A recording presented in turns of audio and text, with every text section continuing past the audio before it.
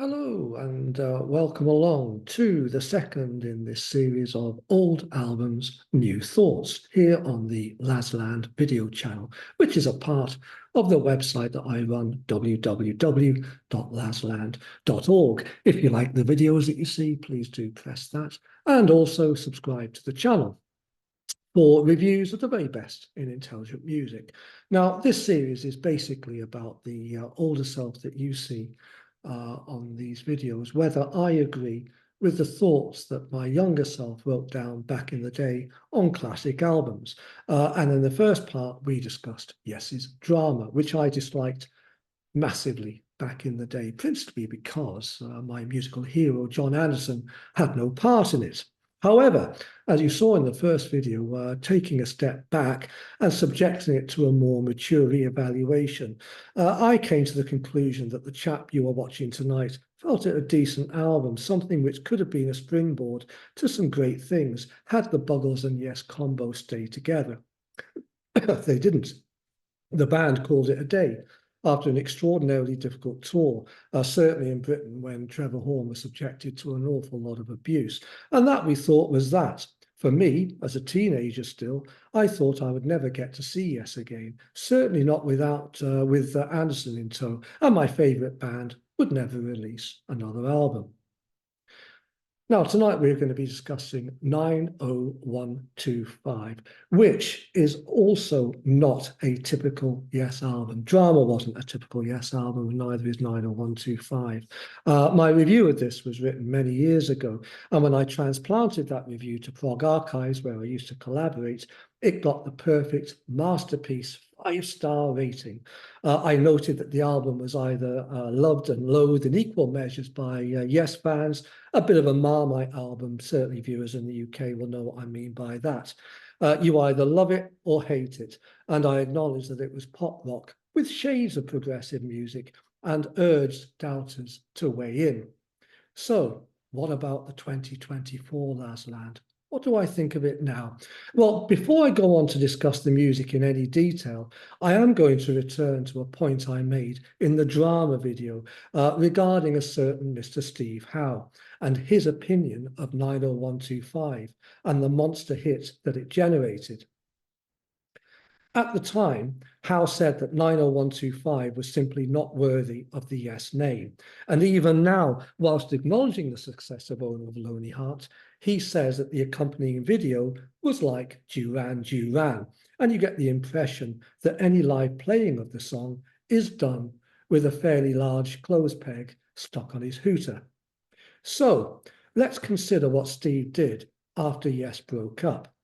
He joined the lot you're about to see on your screen now, ironically, after his Yes replacement didn't get the gig. Now this, Asia, was a progressive rock supergroup. Steve Howe from Yes, Carl Palmer from ELP, John Wetton from King Crimson and UK, and Jeff Downes of Yes and the Buggles. We were all utterly thrilled when the news came out, salivating at the prospect of a prog tour de force. A fusion between Starless, Close to the Edge, Tarkus, Machine Messiah. What we actually got was this. I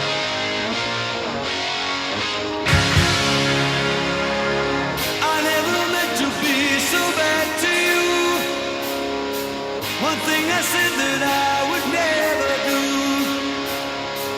A look from you and I would fall from grace, and that would wipe the smile right from my face. Do you remember when we used to dance? And incidents arose from circumstance. One thing led to another, we were young, and we would scream together songs unsung. It was the heat of the moment, telling me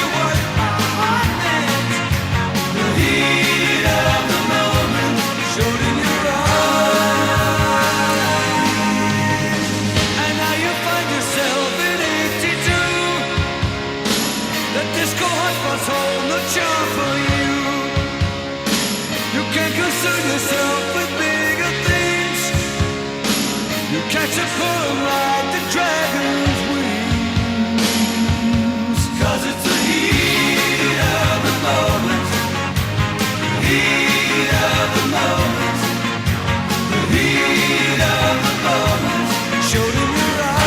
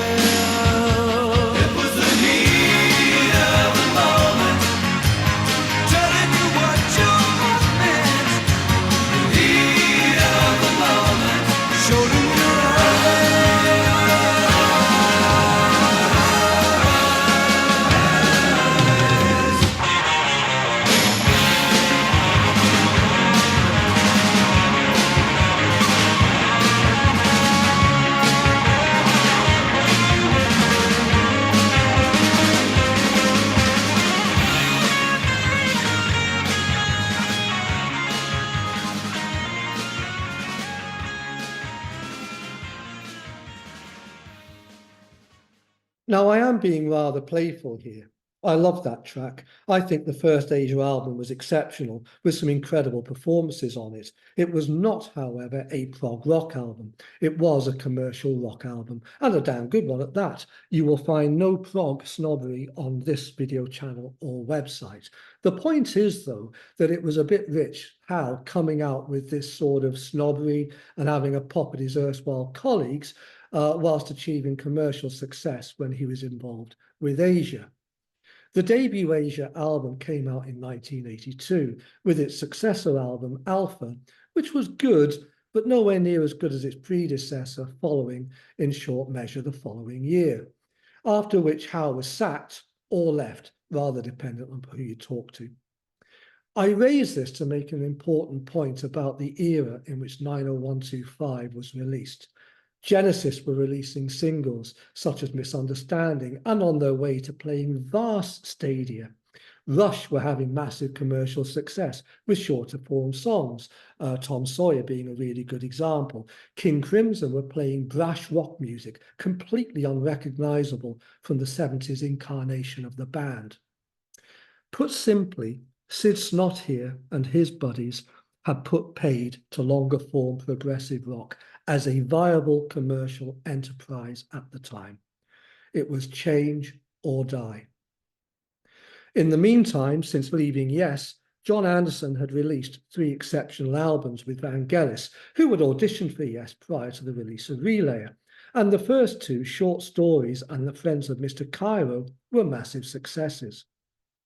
John's solo albums, Song of Seven and Animation, whilst decent, did not set the world on fire and were certainly not overtly commercial successes, thus providing for a music story that continues to this day. Anderson always rather overstating his personal commercial appeal. The maestro, Mr. Wakeman, had released 6 albums in this period, none of which were worthy of any attention whatsoever, a comment which could reasonably be applied to 90% of the 20,000 albums he has released this past 50 years. This is the last time Rick will be mentioned in this story. This chap, Mr. Tony Kaye, was a founding member of Yes, but he had been asked to leave in favour of Wakeman at or about the time of the recording of Fragile. He went on to play with various bands, notably Flash, Badger and Badfinger. I think it's fair to state that only die-hard Yes fans could name him as a keyboardist with the band in question after he was booted out at this time. Now, this good-looking young man was born in South Africa achieving quite a bit of musical success. And he moved to London to produce Man's Earth Band, amongst others, released well-regarded solo works, collaborating with prominent artists such as Steve Hillage and Jack Bruce. And after this, he moved to Los Angeles at the beckoning of Geffen Records, where he auditioned unsuccessfully, as I said before, for Asia.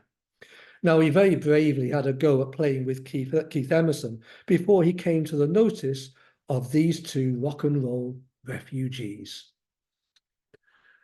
Now, you must discuss Squire and White together. Similar in nature, lifestyle, and joined at the hip musically, the breakup of Yes hit these two badly. They tried to get it together with Jimmy Page under the moniker XYZ, and that fell apart rather quickly, although there was a postscript with a cracking piece of music stemming from that collaboration appearing on 2001's Magnification album from Yes, Can You Imagine? Let's listen to that now.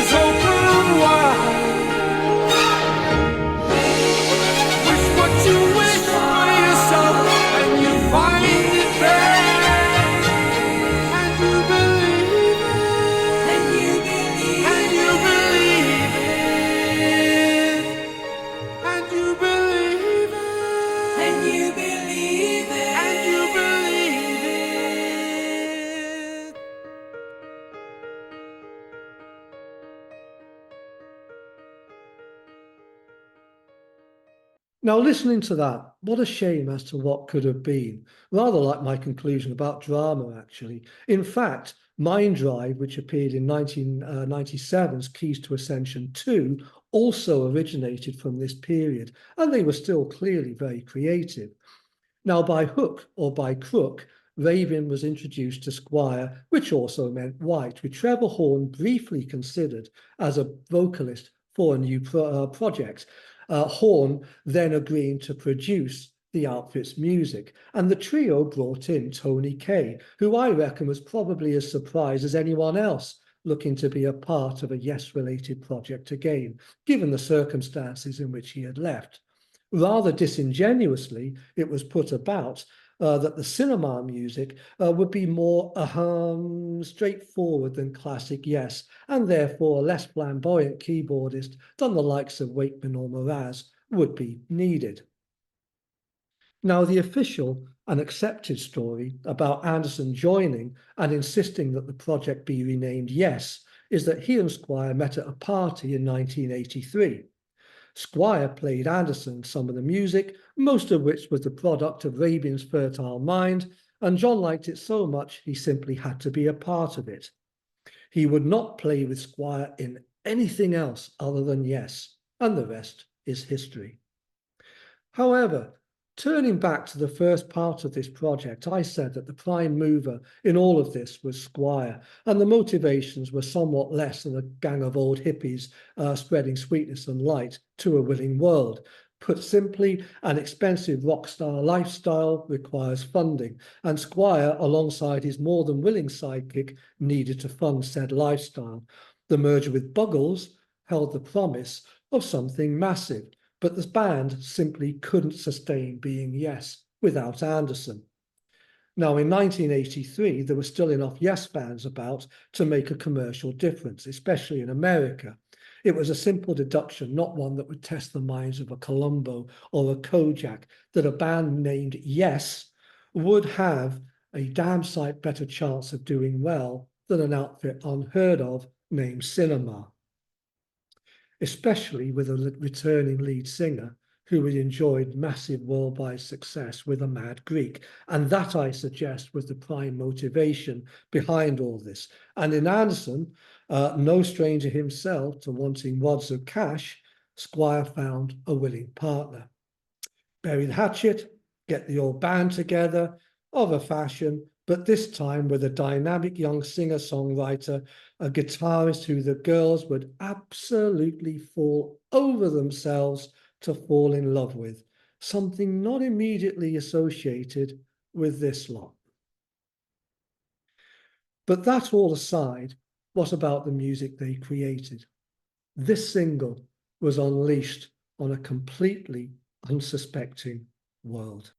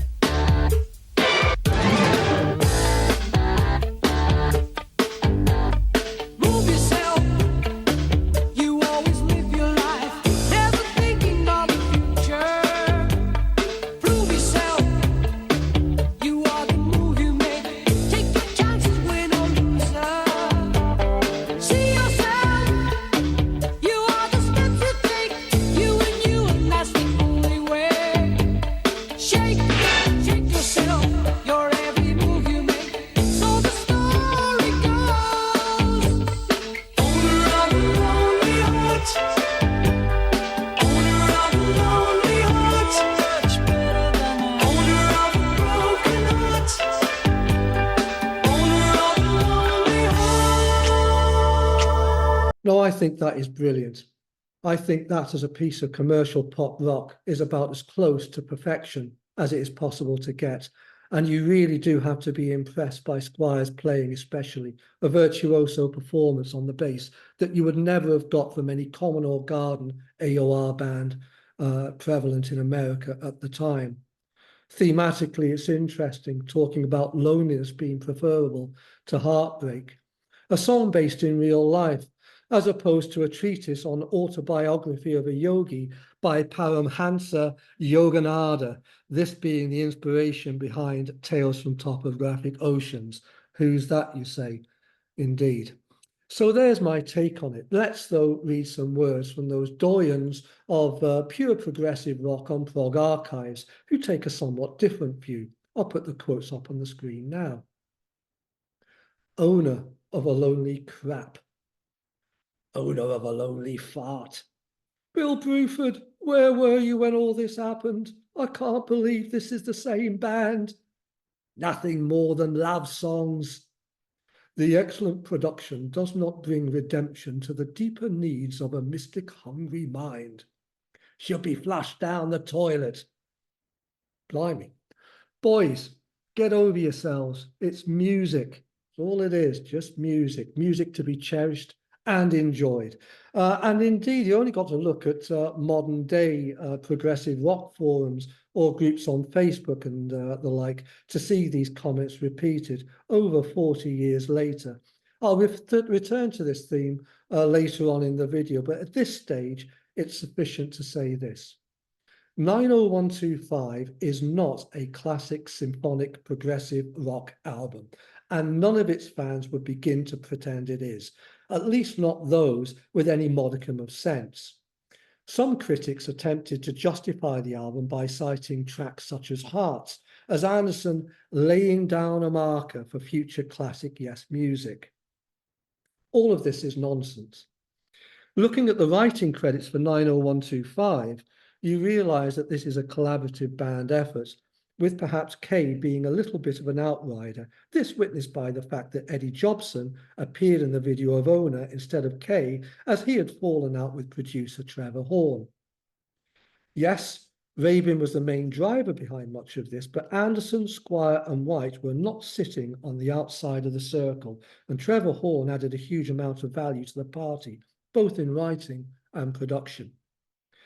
For no better example of a group utterly at ease with itself and having a bloody good time recording this album, let's take a listen to the second single taken from the LP, one not anywhere near as familiar now as Owner, but of itself a great piece of music, and more importantly, the sound of a band having a whale of a time.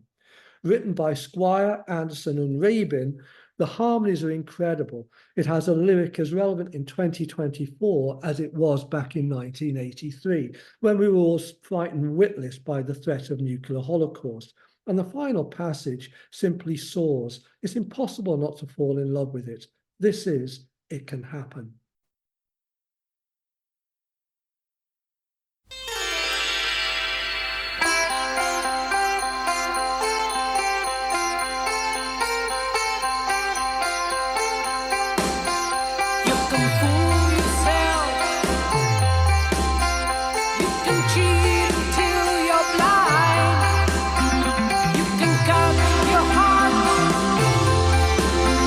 It can happen.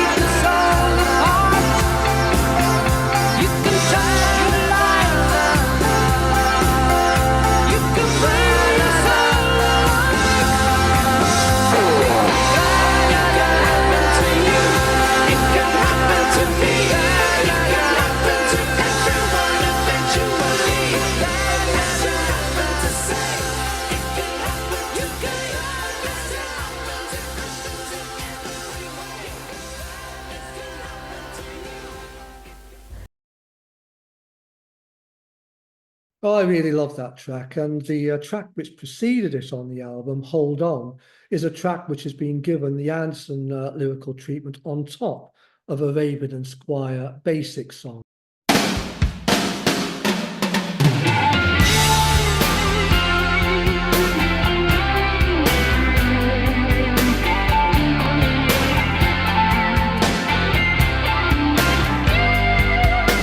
Justice to the left of you, justice to the right.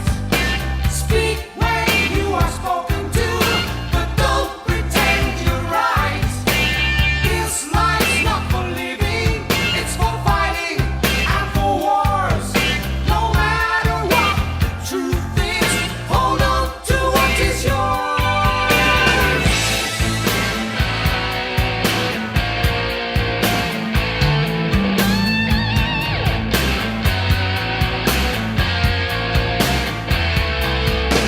Jigsaw puzzle traitors sent to spill the beans. Constitution screw up, shattering the dreams. Blood flows in the desert, dark city goes burning too. Watch, look over your shoulder. This one is strictly for you. Hold on. Hold on, wait, maybe the answer's looking for you. Hold on, wait, take your time, think it through. Yes, I can think it through.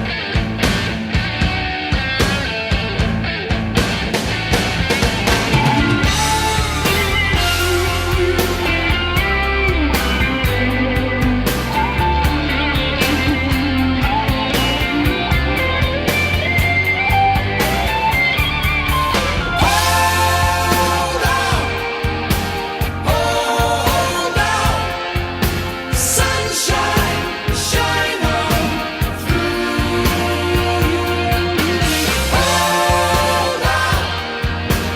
Hold on, sunshine, shine on you.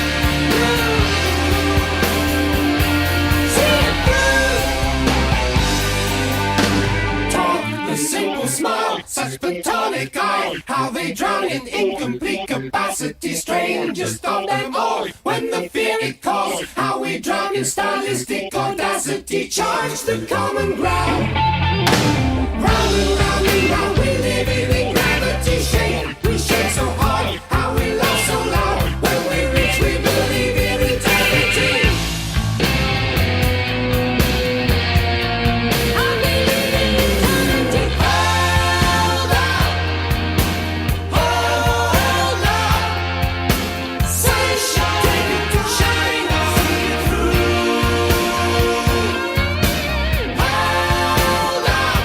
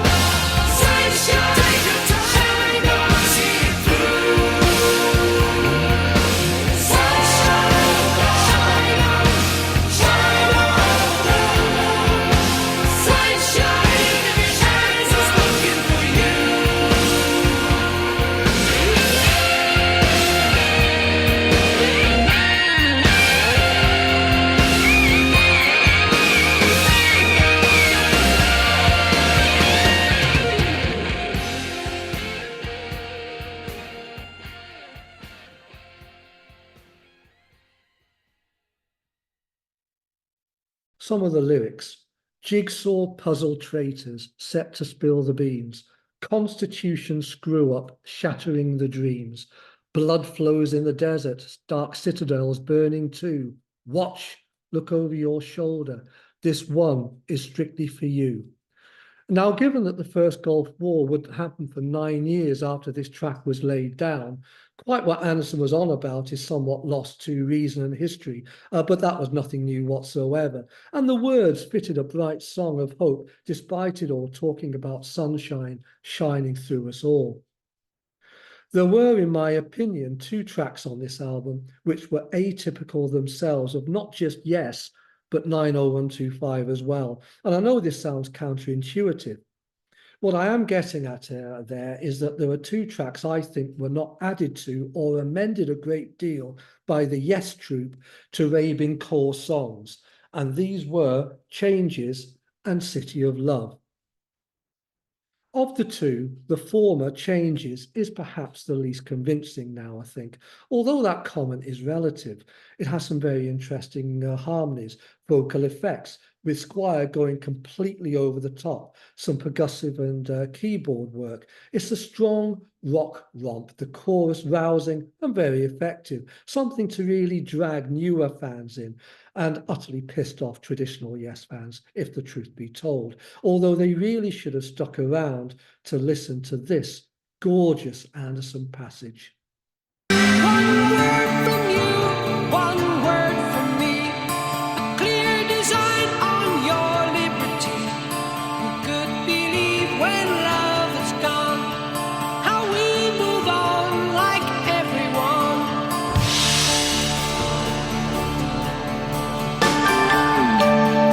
Only such. Now I'll jump here to the other atypical track, and this is perhaps the track which I find the most interesting in 2024, City of Love. Now, I do remember an interview with Chris Squire at the time in which he expressed undying love and admiration for Anderson and his adaptability. Squire basically asking the interviewer whether he could ever imagine the John of 1970s Yes singing, "He young and tactile, he ready for anything that is," or "So the street guys so observant, take him for a ride, have a good time, like a legend, the man he sharp."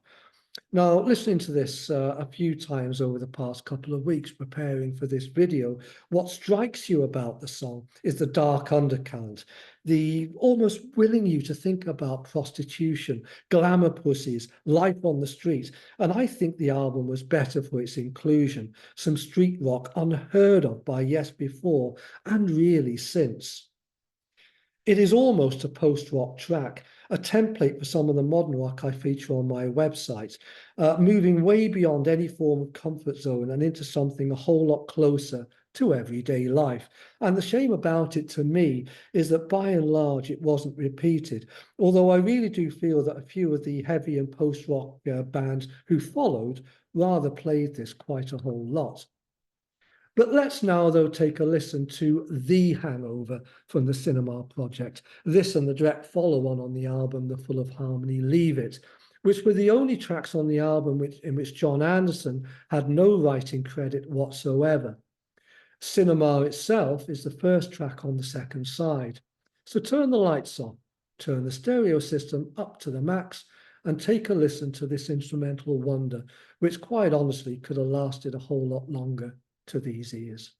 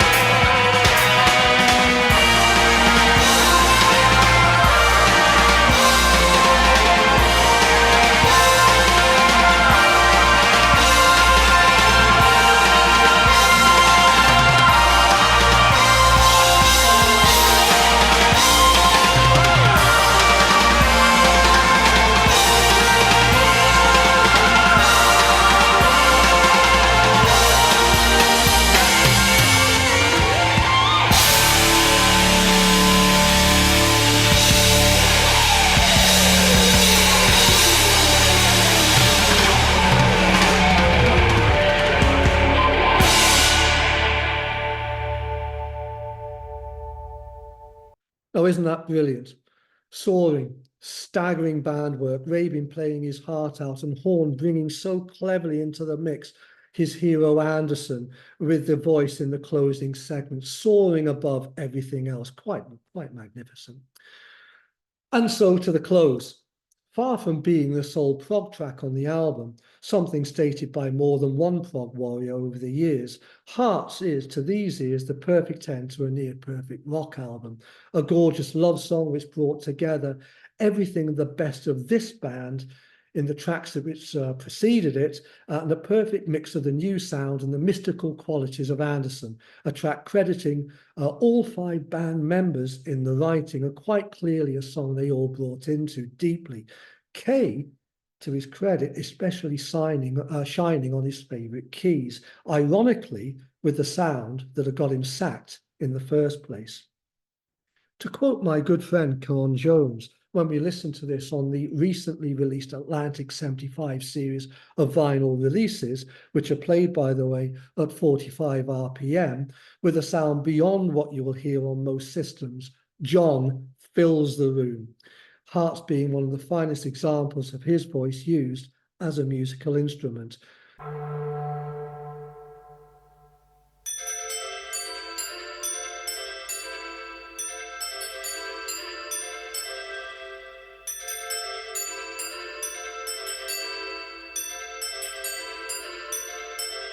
Hearing, talking, yes, I love you. Set your heart sail on the river. Look around as you drift downstream, pouring souls into the ocean. Take account of all you've seen. One people together, freedom for today. So easy, the future, so see the children's way. Love me, teach me, know me. One people together, freedom for today, tomorrow, forever. So see the people's way.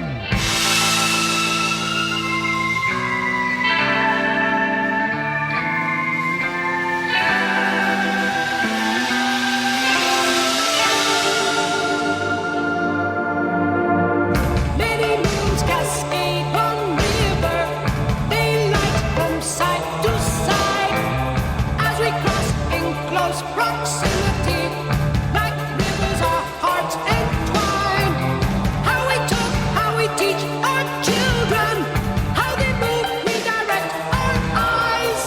All the senses tune discovery, as another when our hearts decide. Be ready now, be ye circle, be the central force ye life. As the game extends the cycle, be ready.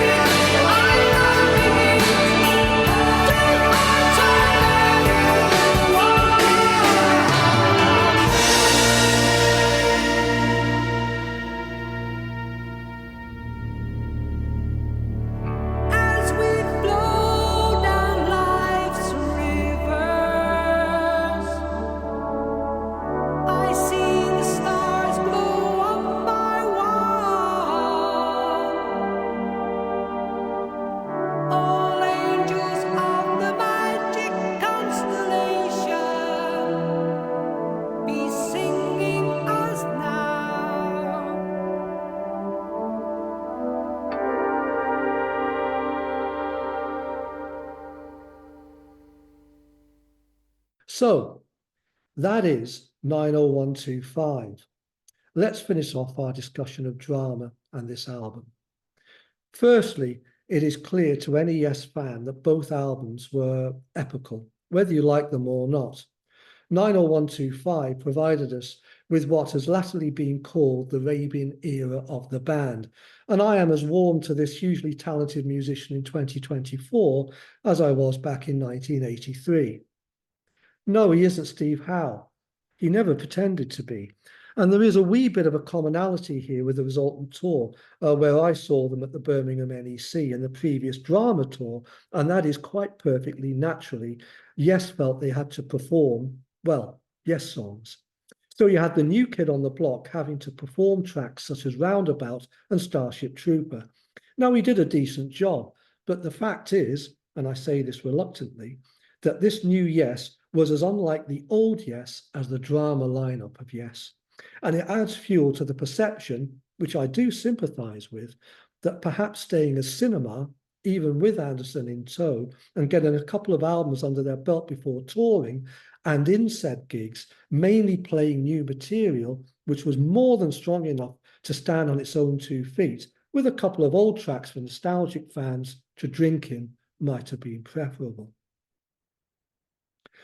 I have said before that Squire, on tour, by the way, dressed as a forerunner to Star Trek's The Borg, was the prime driver behind both iterations of Yes, and for commercial reasons above all else. Yes, of course, there needed to be musical symmetry, but the desire to stay at the top of the world rock tree was a hugely powerful motivation for Chris Squire. However, having said all this, I regard his bass playing on this album as perhaps the finest example in rock music in the past 40 years. It is that good. He played as if his life depended upon it. Perhaps it did. Alan White was almost joined at the hip with Squire, but by heavens, that was the finest rhythm section in progressive rock. Only Moon and Entwistle came anywhere near close to them, and on 90125, I think White was right at the top of his game. To these ears, as much as I admire him, all thoughts of Bill Bruford as the primary Yes drummer had been well and truly banished.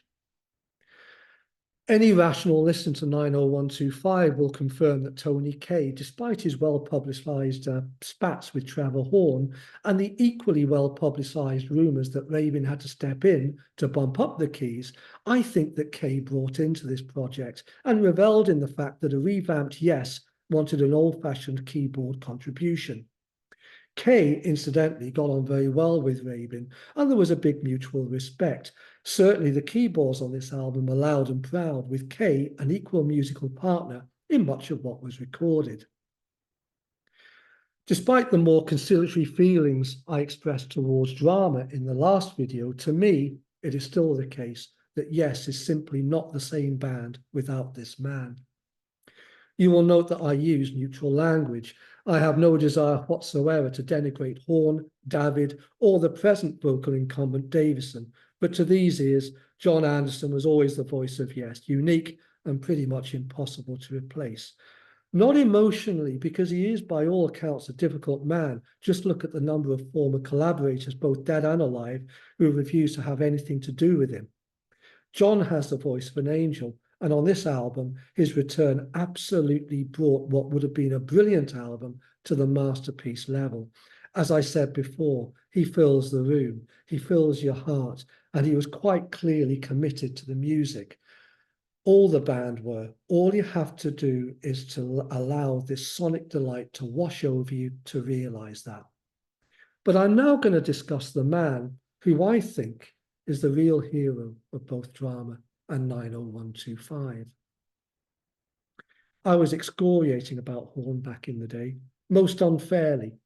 Any mature listener to drama must tell us that he and Downes brought an interesting element to the Yes sound. As I said in the last video, it is a real shame that this was not allowed to develop.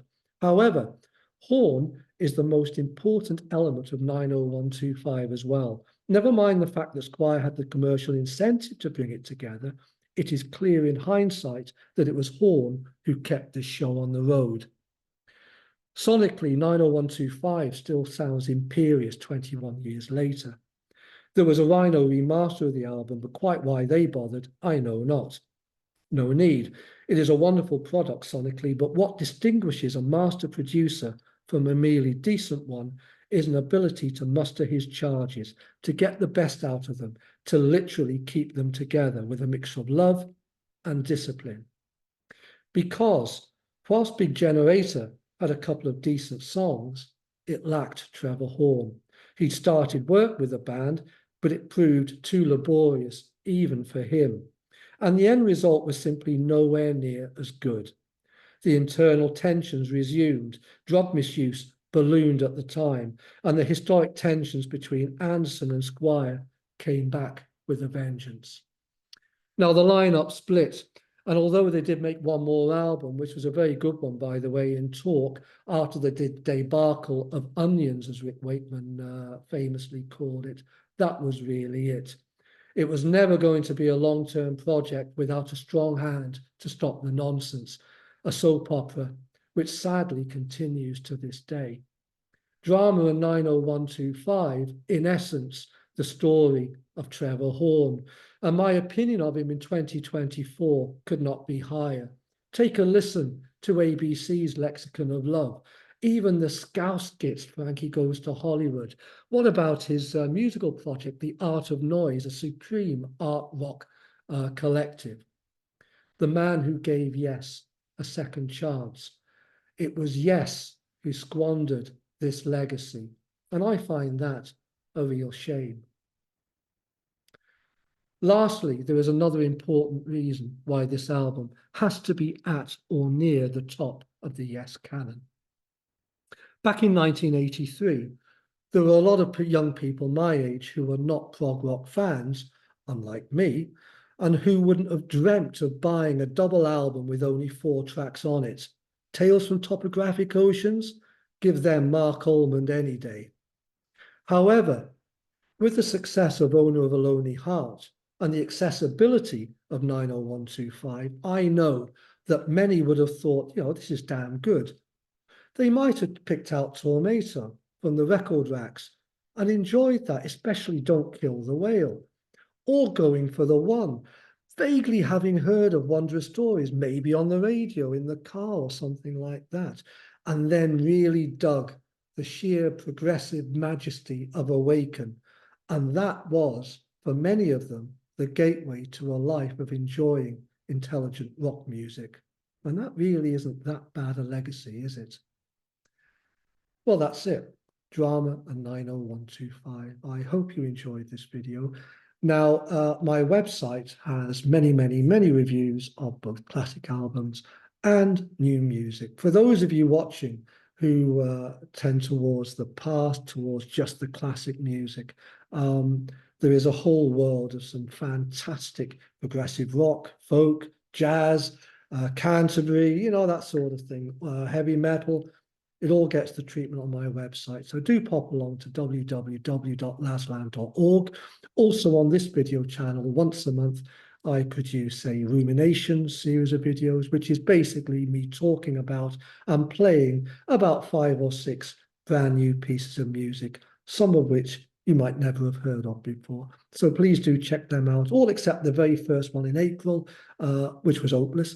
Wasn't produced very well. So the final cut of that is the one to watch. And then one followed in May and the other one in June. As for this series, that's it for now for Yes.